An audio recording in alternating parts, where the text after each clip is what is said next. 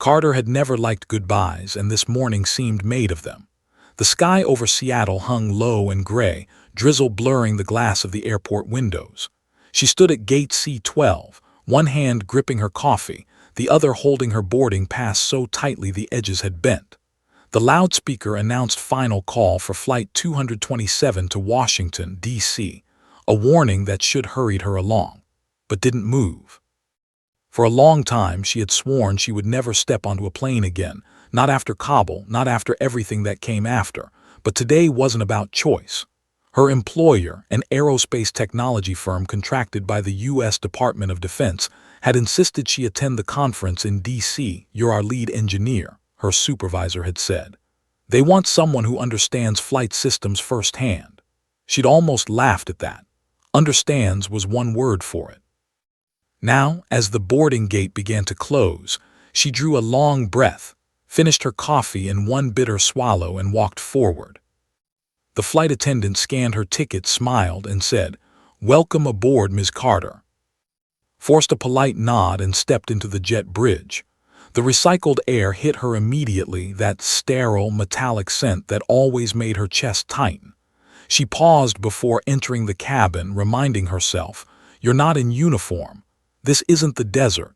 This is just another plane." She found her seat easily, row 10, seat A, a window seat on the left side. She had picked it deliberately. She liked seeing where she was going. It gave her something to focus on, something to anchor her mind when her pulse quickened. The woman beside her, a friendly-looking nurse in her 50s, smiled. "Long flight ahead," she said. "At least we've got clear skis." Smiled back, the kind of automatic smile people use when they don't have the energy to talk. She tucked her backpack beneath the seat and leaned her head against the cool window.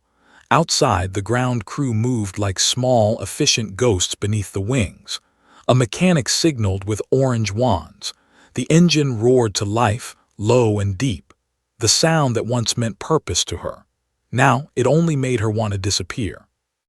As the aircraft taxied onto the runway, her heart began its old, familiar rhythm, a nervous drumbeat she couldn't silence. Her fingers tightened around the armrest. A young boy a few rows ahead pressed his face to the glass, pointing excitedly at the planes outside. His mother smiled, whispering something about adventure. That kind of innocence, the kind that believed flight was still magic. The takeoff was smooth. The plane tilted upward, clouds swallowing the windows until all that remained was white. Closed her eyes. Her breathing steadied with the climb. She learned once that the human body adapts faster to altitude than to fear, but she never tested which came first. When the sign clicked off, she exhaled. The nurse beside her put on headphones. A flight attendant rolled by with a cart. Everything felt ordinary, and for a while that was enough. But ordinary never lasted for. Somewhere between the first movie and the meal service, she drifted into sleep. It wasn't the peaceful kind, not for someone who still woke to the sound of engines screaming in her dreams. Her mind replayed fragments of the past, desert skis, flashing alerts, the radio's frantic chatter. She saw her co-pilot Mason shouting something she couldn't hear, the horizon spinning out of control. Then silence. Always that silence. She woke with a start, heart pounding, sweat chilling her palms. For a second she didn't know where she was. Then the faint hum of the cabin, the scent of reheated coffee brought her back to the present. Just a plane, just passengers, just noise. She wiped her eyes quickly and turned toward the window. The sun had broken through the clouds, painting the sky gold and blue. It was beautiful, heartbreakingly so. She hated that it was beautiful. She leaned back in her seat, trying to rest again.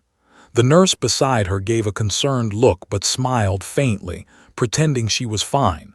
She always pretended she was fine. As the plane leveled off, the world outside stretched endlessly, soft white clouds rolling like waves beneath them.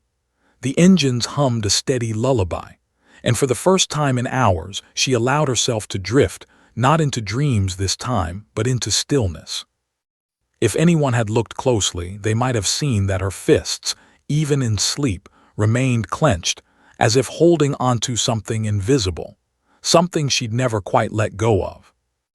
And somewhere in the cockpit ahead, a subtle warning light blinked amber unnoticed.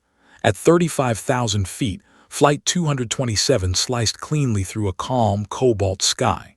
The Pacific Northwest had long disappeared beneath a quilt of clouds, and the morning light shimmered against the wing like glass. The passengers were quiet, some reading, some napping, others lost in the rhythm of flight.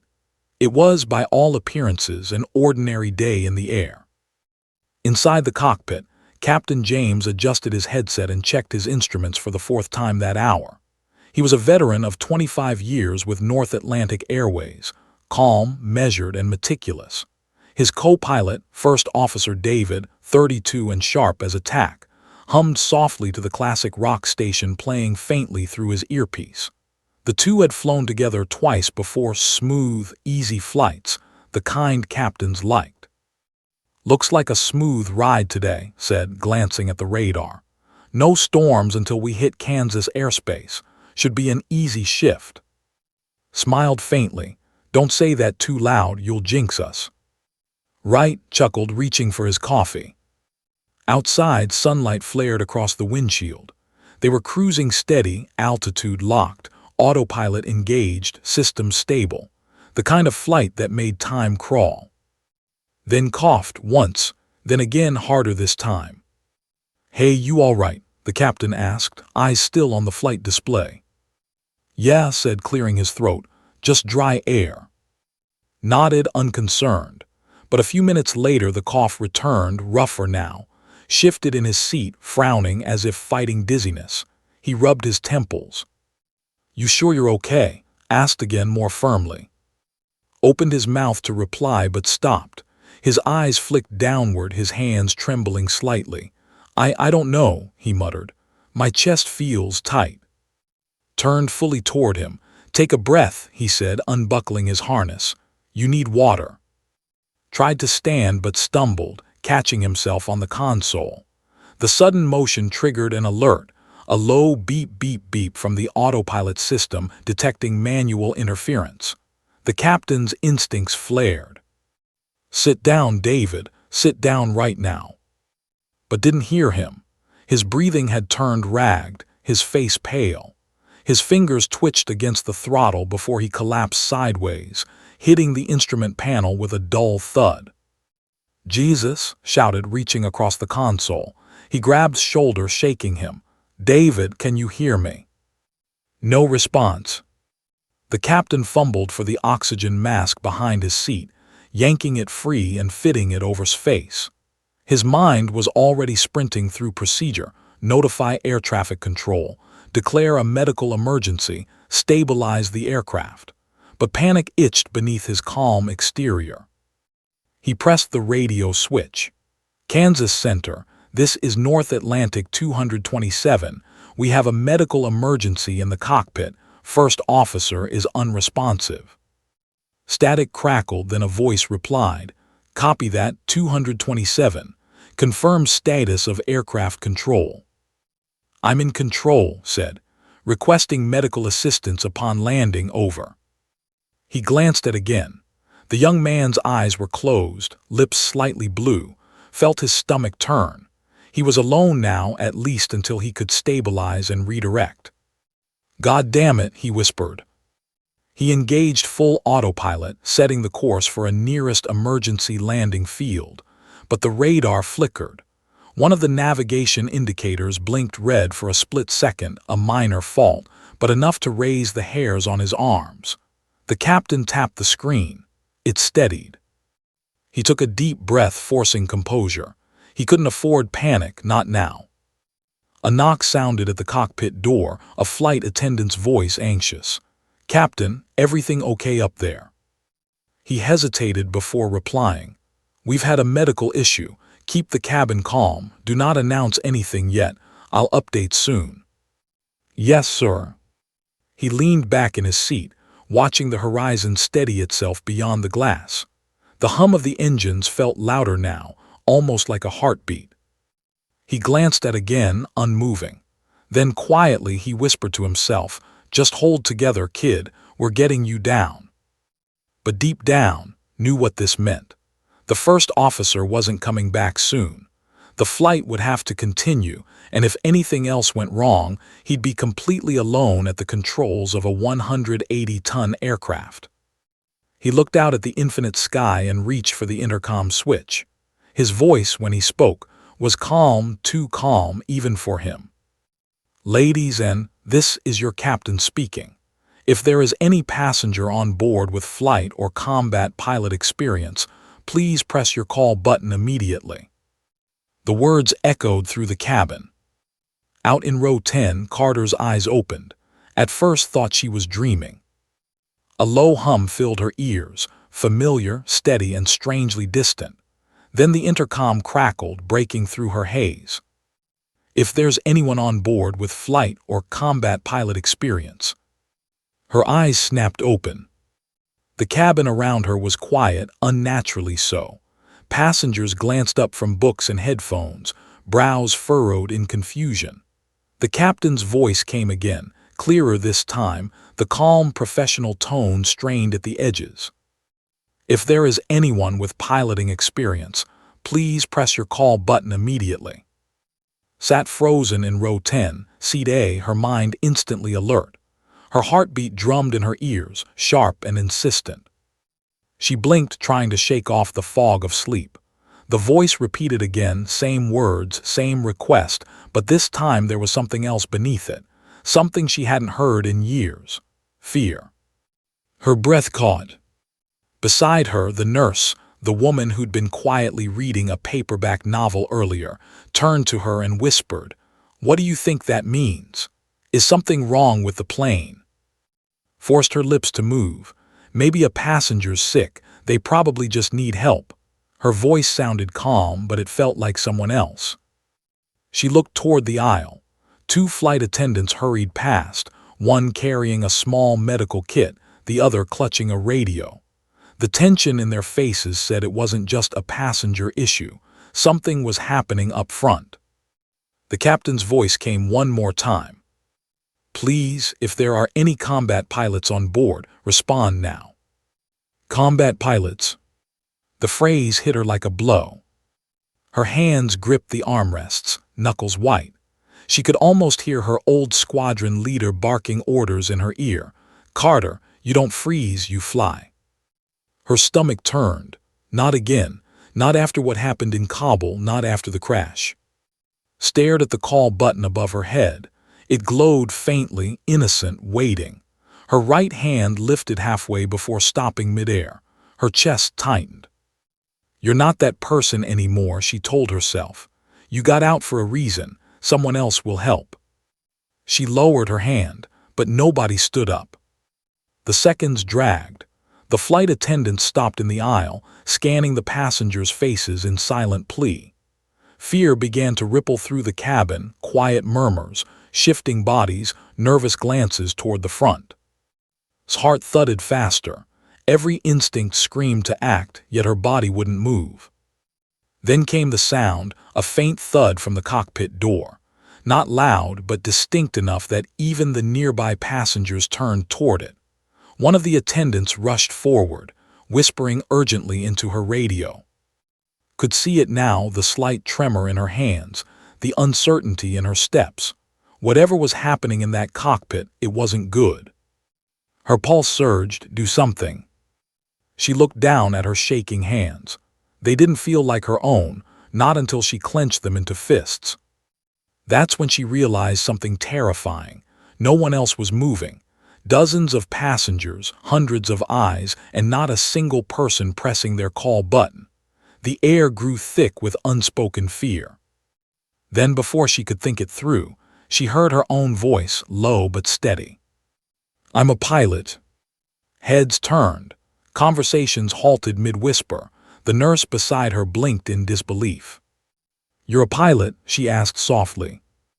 Nodded once. "Former Air Force." Within seconds, one of the attendants rushed back down the aisle. "Ma'am, are you serious?" "Yes." "Come with me, please. The captain needs help." Her legs felt heavy as she stood. Her heart raced, but something steadier pushed beneath it, instinct, training, the rhythm of command returning to her muscles. Passengers leaned aside, parting the aisle as she followed the attendant toward the front. Every step forward felt like stepping into another life, the one she thought she'd buried 2 years ago. When she reached the cockpit door, the attendant knocked twice. "Captain, we have someone, a pilot." A pause, then a muffled voice from inside, "Send her in." The door opened, revealing chaos. The cockpit was dim, screens flickering, alarms softly beeping. The captain sat rigid in his chair, headset askew, sweat beading on his forehead. Beside him, the co-pilot, young, motionless, lay slumped against the console, oxygen mask over his face. His breath caught. The smell of heated electronics, the glow of the panels, the hum of the engines, it all rushed back in a single wave of memory. She met the captain's eyes. They were desperate. "You're the pilot." "Yes," she said quietly, "former Air Force, F-16s. Relief flickered across his face, like dawn breaking through cloud.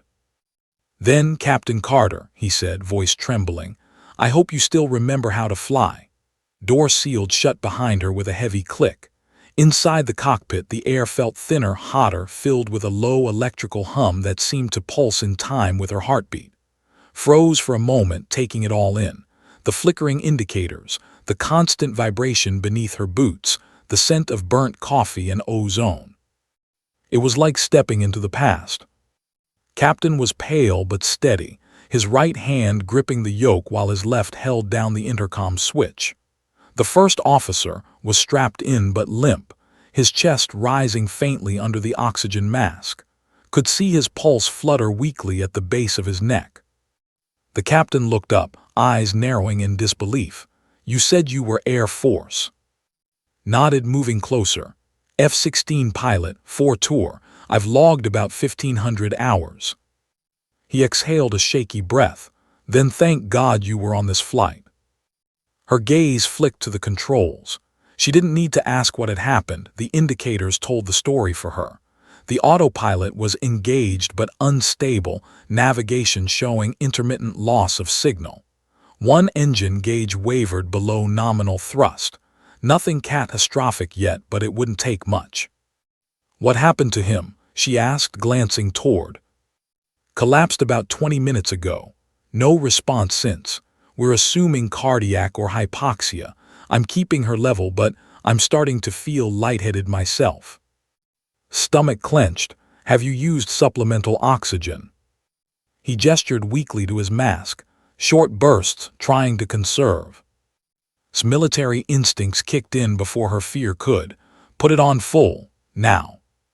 He hesitated only a second before obeying. She reached above the console, adjusting the cabin pressure settings, noting the slight imbalance. Something had gone wrong with the air, not critical yet, but enough to make the crew sluggish. "Okay," she said, steadying her breathing. "You focus on oxygen and communication. I'll handle flight control." His eyes widened. "You've flown commercial before." She slid into the co-pilot's seat, fingers brushing the control column like greeting an old friend. "No, but the laws of lift haven't changed." For the first time, a flicker of humor ghosted across the captain's face. "That's reassuring." His hands moved automatically, checking trim, flaps, stabilizer. The plane felt heavy, unresponsive, but alive. Her pulse steadied with every adjustment. "We'll level out at 29,000 feet. Keep us out of that turbulence zone." "Copy that." Outside, the endless white stretched in all directions, clouds glowing with. To anyone in the cabin, it still looked like a peaceful flight. But in the cockpit, every instrument buzzed with quiet threat. Toggled the comm switch. "Kansas Center, this is North Atlantic 227. We're declaring an in-flight medical emergency. Co-pilot is unresponsive. I'm assuming shared control with the captain." Static, then a calm voice replied, "Roger that, 227. Confirm current position and altitude." Read it off without hesitation. Her tone was steady, professional, almost mechanical, the kind of calm she'd trained to have when missiles were chasing her through desert skis. "Understood," said ATC. We'll prepare emergency landing options. Maintain heading until further instruction." "Copy," said, switching off the mic. Watched her quietly, a mix of gratitude and disbelief softening his features. "You're handling this better than most trained captains I've met." Didn't look at him, muscle memory. But inside, her heart pounded with the weight of everything she'd tried to bury: the crash in Kabul, the radio silence, the sound of her wingman's final breath before static took over. She'd sworn she'd never touch a control stick again. Yet here she was, at 30,000 feet, keeping 200 strangers alive. "Captain," she said finally, "get some oxygen and rest your eyes for a few minutes. I've got her." He hesitated. "Are you sure?" She gave him a small, firm nod. "I've done worse landings under fire." His lips twitched into a faint smile. He leaned back, adjusting his mask, watching her work. Gripped the yoke, her eyes scanning the horizon, the clear blue stretching endlessly ahead. For the first time in years, she didn't feel like she was falling. She felt home. The captain's voice came through the headset again, softer now. "I'll alert the crew we've stabilized. Keep her steady, Captain Carter." That name, Captain Carter, hit her harder than any turbulence could. She hadn't heard it in years. It was more than a rank. It was an identity she thought she'd lost somewhere in the smoke of war. She exhaled, focusing forward. "Copy that, sir. Flight path steady." Outside the windshield, clouds began to darken in the distance, faint streaks of gray growing darker by the minute. A storm was forming, and Carter was flying straight into it. The storm front loomed ahead, a monstrous wall of cloud stretching from horizon to horizon, bruised with gray and purple. Lightning forked silently inside its heart, like veins glowing beneath skin. Carter had seen worse skis, but never with 186 lives behind her. The cockpit lights dimmed slightly as the aircraft entered turbulence. The sign chimed in the cabin. She could almost imagine the whispers spreading through the passengers, the same fearful questions she'd once asked herself.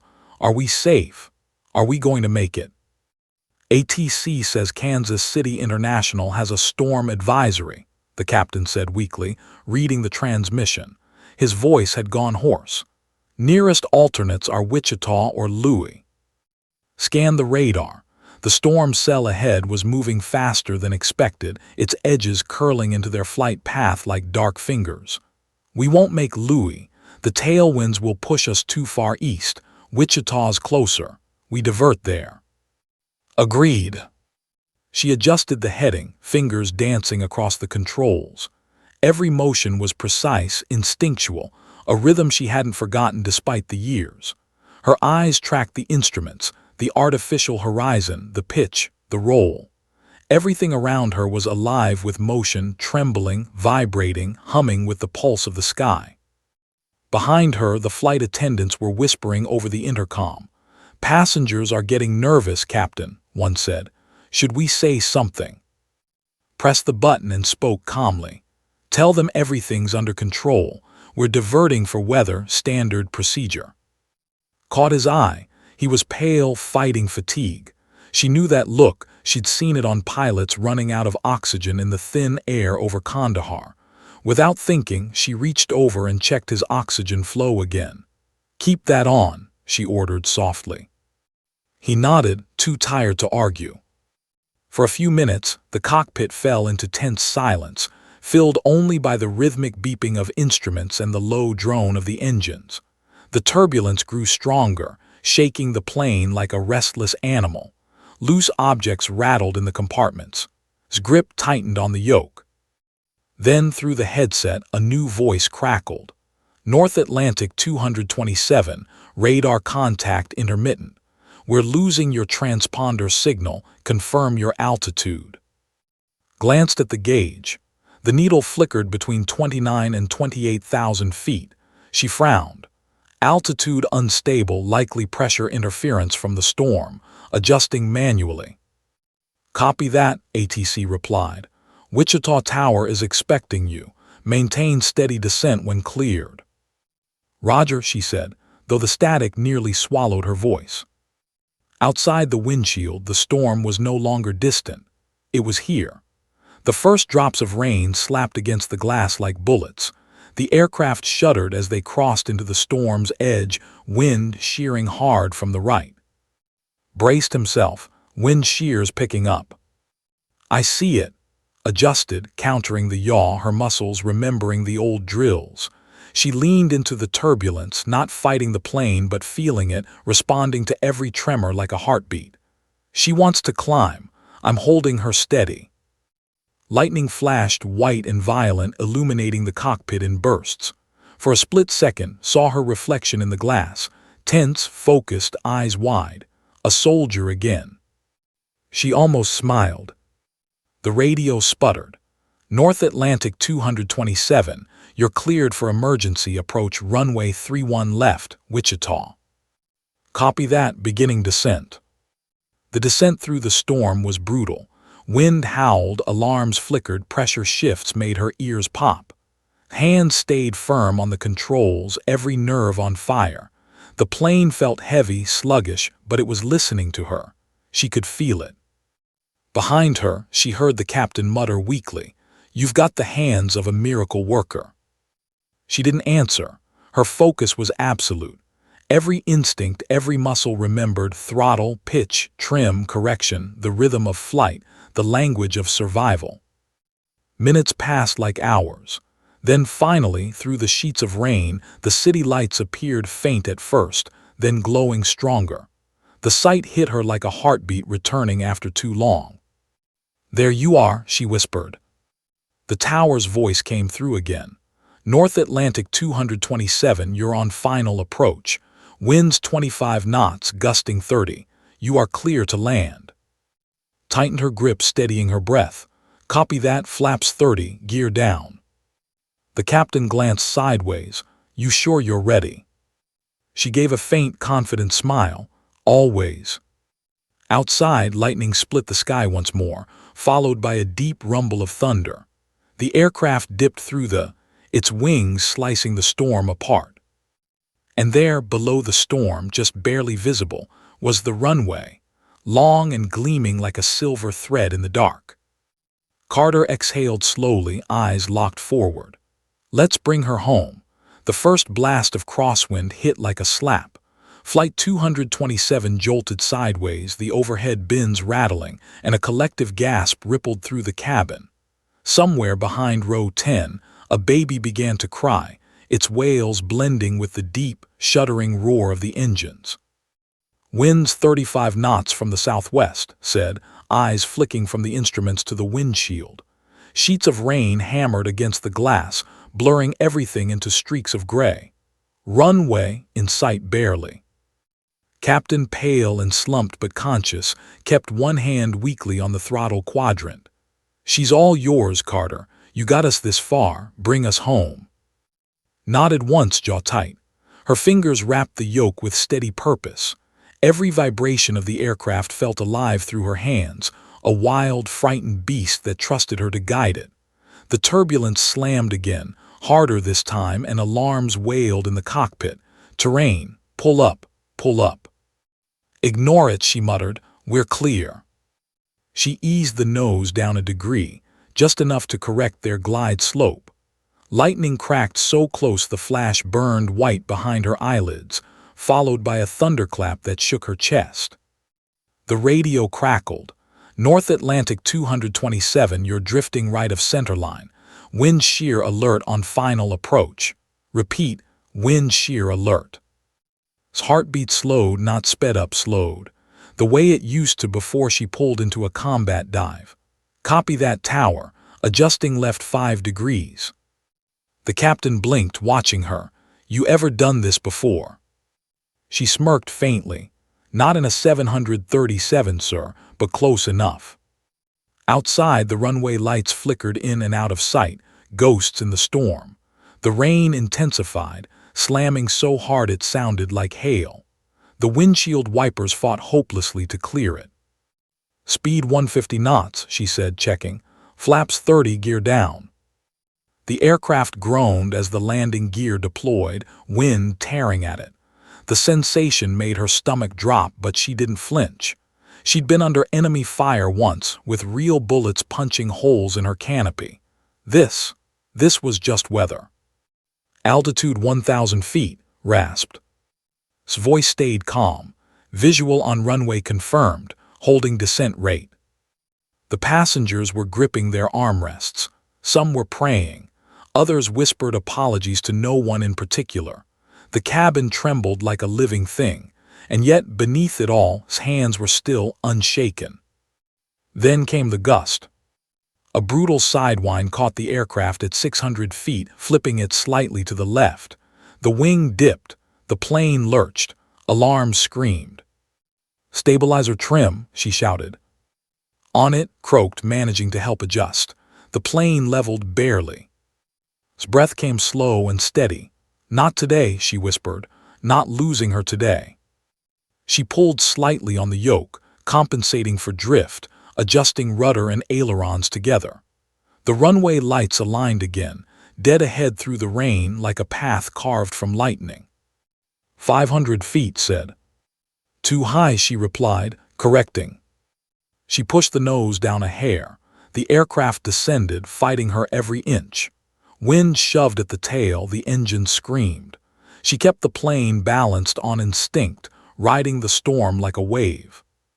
200 feet. Steady. 50, 40, 30. The main gear hit the tarmac with a violent thud. Tires screeched. The plane bounced once, twice, then slammed down solidly. The reverse thrusters roared to life. Rain splashed up in towering sheets as the jet hurtled down the runway, brakes screaming against the storm-slick surface. Come on," muttered. The end of the runway rushed closer, and then, finally, the speed bled away. The aircraft slowed to a crawl, rolling gently to a stop as thunder grumbled overhead like a final exhale from the sky. Silence fell. For a moment no one moved. The only sound was the patter of rain on metal. Then slowly a single clap echoed from the cabin, then another, and another until applause filled the plane, raw and disbelieving. Leaned back in her seat, muscles trembling, eyes glistening. She let out a long breath, one she didn't realize she'd been holding. Beside her, the captain gave a tired, shaky grin. "Remind me never to doubt a passenger again." She laughed softly, voice cracking with exhaustion. "I think I just earned my frequent flyer miles." The tower's voice came over the radio one last time. "North Atlantic 227, welcome to Wichita. Emergency crews are en route. You're clear." Shut her eyes and let the words sink in. For the first time in years, she wasn't flying away from something, she was bringing people home. The rain still fell in sheets, drumming against the fuselage of Flight 227 as emergency vehicles converged on the runway. Red and blue lights flashed, reflected off the wet tarmac, painting the scene in frantic color. Carter's hands had finally loosened from the yoke, but the tremor in her fingers refused to vanish. Passengers were unbuckling cautiously, hesitant to believe they were alive. Some whispered prayers of gratitude, others hugged strangers, shaking with relief. The cabin smelled of wet clothing, recycled air and coffee, the faint reminders of the flight that had nearly become their last. Flight attendants moved swiftly, guiding everyone toward the emergency slides, their voices calm but tense. One leaned close to as she walked down the aisle. "You did that. You kept us alive." Shook her head. "I just did what had to be done." Her words sounded hollow even to her own ears. The applause that had erupted during the landing lingered in her mind. Strangers cheering someone who wasn't a stranger, but a pilot they would never know beyond the seat she'd occupied. Captain was already standing outside the cockpit, breathing heavily, oxygen mask discarded. He looked at the storm's rain plastering his hair and running down his uniform. "I don't know how to thank you," he said, voice hoarse. "We would have been in real trouble without you." Met his gaze, searching for acknowledgement, some sign that this wasn't a fleeting moment of panic that would fade in hours. "You're welcome," she said quietly, but her voice betrayed her exhaustion, her relief, and the quiet pride she hadn't allowed herself to feel in years. Paramedics moved toward the first officer, carefully strapping him to a gurney, watched silently as they administered treatment, checking vitals and giving oxygen. He stirred slightly, eyes fluttering open, a weak, grateful smile forming on his face before he slipped back into semi-consciousness. Relief swelled in her chest, then any storm turbulence. Journalists and airport staff had begun to gather, their cameras and notepads capturing the chaos and heroism. Tried to move through the crowd unnoticed, but word of her presence spread quickly. Reporters shouted questions. Who saved the plane? How did you do it? She ignored them, focusing instead on the crew, on the passengers who were shaking hands, hugging children, clutching each other in disbelief. A little boy no more than 8 approached her cautiously, holding a soggy stuffed animal. You flew the plane?" he asked, wide-eyed. Knelt, offering a small smile. "I helped." He looked at her with awe, then darted back to his mother. She exhaled slowly, a lump forming in her throat. Approached again, handing her a folded piece of paper. "It's for you," he said. "A note from me. Don't open it until you're somewhere calm." Took it, her fingers shaking. She tucked it into her coat pocket, nodding, and finally allowed herself to lean against the fuselage, letting the cold rain soak through her clothes. The storm outside mirrored the storm inside her, adrenaline fatting into exhaustion, grief for what she had survived, relief for what she had saved. Somewhere above, the clouds had begun to part. Faint streaks of sunlight cut through the gray, illuminating the wet runway. It was almost beautiful. Closed her eyes and allowed herself one private moment to feel everything: fear, courage, trauma, and triumph. For the first time in years, she didn't feel like she was running from the sky. She felt like she belonged to it again, not the way she had before, but in a quieter, steadier way. When she finally opened her eyes, she looked at the line of passengers emerging from the plane, smiles and tears mingling, faces lit with gratitude and awe. Somewhere amid the chaos, she realized that she hadn't just saved the plane, she had saved herself too. The flashing lights, the shouting reporters, the approaching ambulances, they were all just background noise now. Carter stood tall, rain plastering her hair, eyes fixed on the horizon. She had faced fear, storm, and memories she thought she could never confront, and she had prevailed. Somewhere in the distance, a rescue helicopter circled, silhouetted against the clearing sky. Allowed herself the faintest smile. She was back in the air, if only metaphorically, and she finally felt like she could breathe again. The aftermath of Flight 227 was chaos, but the kind of chaos that leaves people talking about courage for years. News vans circled the tarmac, cameras trained on the aircraft and its passengers. Reporters scribbled furiously, broadcasting live updates. Yet Carter moved through it all like a shadow, rain-soaked and quiet, keeping herself apart from the spectacle. She didn't want applause. She didn't want headlines. She just wanted to breathe. Paramedics had finished attending to the first officer, who was stable and alert, and the passengers were escorted to buses and waiting terminals. Lingered near the aircraft, the roar of engines and storm fading into memory. She looked up at the sky, now clear, streaked with golden sunset, and for the first time in years she didn't feel fear. A small group of people approached her: the captain, a flight attendant, and 2 passengers who had pressed themselves against the windows during the storm, watching the landing unfold like a live performance of desperation and skill. Captain reached her first, holding a folded envelope. "You need to read this," he said softly, "after everything settles." Took it, weighing the gesture. She nodded, unable to find words. The captain continued, voice hoarse but steady. "You saved more than lives today. You reminded us all what courage looks like." Her throat tightened. She had spent 2 years running from the sky, from herself, from the memories of what she had lost and what she had survived. And now, somehow, she had found it again, not in combat, not in medals, not even in glory, but in the quiet knowledge that she could still rise to the challenge when it mattered most. Across the tarmac, emergency crews began loading the passengers onto buses. The little boy from row 10 ran up, clutching his stuffed animal, eyes wide. "You flew the plane," he said again, awestruck. "Yes," said softly, kneeling to his level.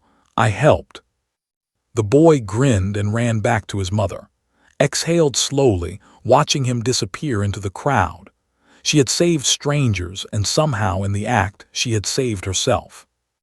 The reporters had found her, of course. Cameras flashed, microphones shoved forward. Questions poured out in a chaotic rush. How did you do it? Were you scared? Do you consider yourself a hero? She shook her head, faint smile tugging at her lips. "I just did what had to be done," she said. "Anyone else with the training could have done the same."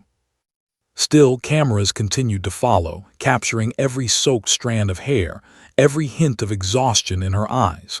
One reporter asked, "Do you think you'll ever fly again?" Paused, her gaze lifted to the clearing sky. The sun dipped below the horizon, painting clouds in fiery streaks of orange and gold. "I don't know," she admitted, "but I know I'm no longer afraid of it." Later, in the quiet of the airport lounge, she opened the envelope from Captain. Inside was a simple, handwritten note. "You didn't just save 186 lives. You saved yourself too. Thank you for remembering who you are." Tears welled in her eyes, and she let them fall freely for the first time in years. She had thought she'd left courage behind when she left the Air Force, but courage had been there all along, buried beneath fear, waiting for the moment she needed it most. Outside, planes continued to taxi, taking off into the twilight sky. Rose, standing tall beside the runway.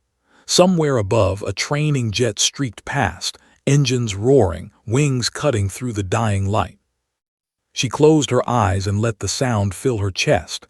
This time she wasn't escaping. This time she was home. A small smile tugged at her lips. She thought of row 10, of the passengers, of the first officer now resting safely, and of the storm she had faced, both outside and within. For the first time in years, Carter felt whole. The sky, once a place of fear and ghosts, was again a place of life, possibility, and freedom. And she knew deep in her bones that no matter what came next, she could face it.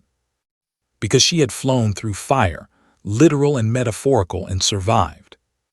And that was enough.